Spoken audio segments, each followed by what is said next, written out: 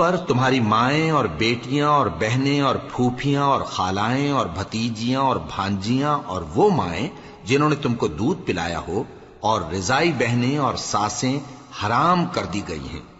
اور جن عورتوں سے تم خلوت کر چکے ہو ان کی لڑکیاں جنہیں تم پرورش کرتے ہو وہ بھی تم پر حرام ہیں۔ ہاں اگر ان کے ساتھ تم نے خلوت نہ کی ہو تو ان کی لڑکیوں کے ساتھ نکاح کر لینے میں تم پر کچھ گناہ نہیں، اور تمہارے صلبی بیٹوں کی عورتیں بھی اور دو بہنوں کا اکٹھا کرنا بھی حرام ہے، مگر جو ہو چکا سو ہو چکا، بے شک اللہ بخشنے والا ہے، بڑا مہربان ہے۔ اور شوہر والی عورتیں بھی تم پر حرام ہیں مگر وہ جو قید ہو کر باندیوں کے طور پر تمہارے قبضے میں آ جائیں۔ یہ حکم اللہ نے تم کو لکھ دیا ہے، اور ان محرمات کے سوا دوسری عورتیں تم کو حلال ہیں، اس طرح سے کہ مال خرچ کر کے ان سے نکاح کر لو، بشرطے کہ نکاح سے مقصود عفت قائم رکھنا ہو، نہ کہ شہوت پرستی۔ تو جن عورتوں سے تم لطف اندوز ہوئے ان کا مہر جو مقرر کیا ہو ادا کر دو، اور اگر مقرر کرنے کے بعد آپس کی رضامندی سے مہر میں کمی بیشی کر لو تو تم پر کچھ گناہ نہیں،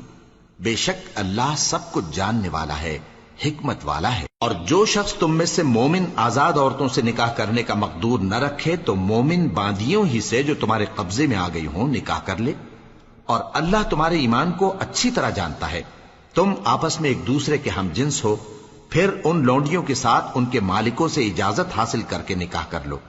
اور دستور کے مطابق ان کا مہر بھی ادا کر دو، بشرطے کہ وہ پاک دامن ہوں،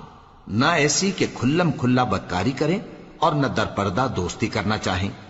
پھر اگر وہ نکاح میں آ کر بدکاری کا ارتکاب کر بیٹھیں تو جو سزا آزاد عورتوں کے لیے ہے اس کی آدھی ان کو دی جائے۔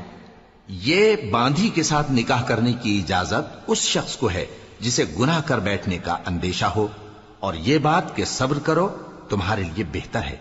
اور اللہ بخشنے والا ہے، مہربان ہے۔ اللہ چاہتا ہے کہ اپنی آیتیں تم سے کھول کھول کر بیان فرمائے اور تم کو اگلے لوگوں کے طریقے بتائے اور تم پر مہربانی کرے، اور اللہ جاننے والا ہے، حکمت والا ہے۔ اور اللہ تو چاہتا ہے کہ تم پر مہربانی کرے،